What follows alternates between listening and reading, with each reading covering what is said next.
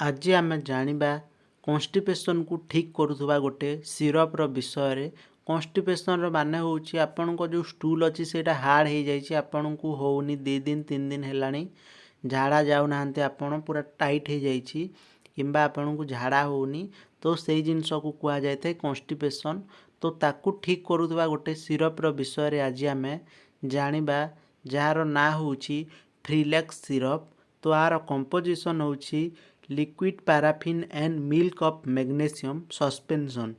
तो यही दुईटा मेडिसिन रु मिसिकी यही सिरपटा तैयारी होची।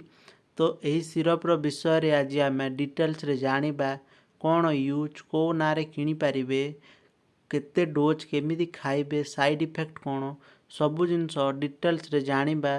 तो जदि आपण चैनल रे नुआ आछंती चैनल को सब्सक्राइब करनियंतु एहीपरी मेडिसिन रिलेटेड जानकारी पाइबा पई। तो सबुठ फास्ट जान बार प्राइज विषय। यार प्राइज होची 115 टंका, जोटा कि आपण 170 ml रे पाइबे।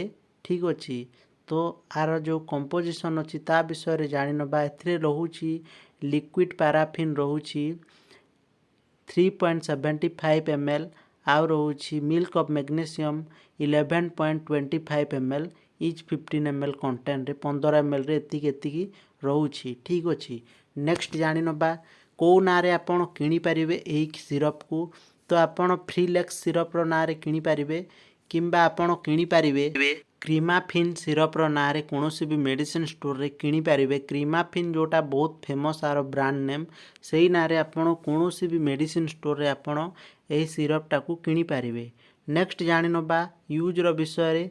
तो जेमिति कि मु कहली कन्स्टिपेशन को ठीक करुवा गोटे सिरप।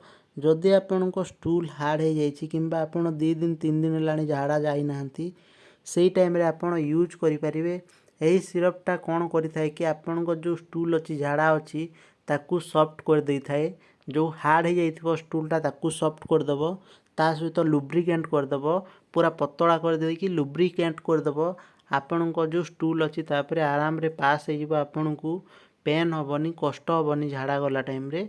तो एमिति ए लिक्विड पैराफिन सिरपटा काम करिथाए। तो जेकोसी टाइप रो जदि आपण कन्स्टिपेशन होईची, टाइट लैट्रिंग होची, सेही टाइम रे आपण यूज करि पारिबे। किंबा कोनोसी पेशेंट को पाइल्स होईची, बाबासीर होईची, सेही पेशेंट भी एही सिरप को यूज करि पारिबे।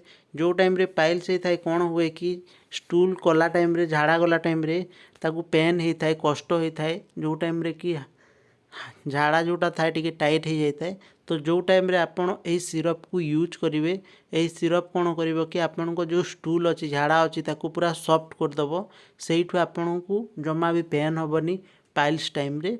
तो नॉर्मली जेकोसी टाइप रो कन्स्टिपेशन होची, आपण को झाड़ा टाइट होची, ताकू आपण ठीक करिवा पे यूज करि परिबे। किंबा आपण को 2 दिन 3 दिन हेलानी झाड़ा जाऊ नाहंती, सेही टाइम रे भी यूज करि परिबे। ठीक अछि।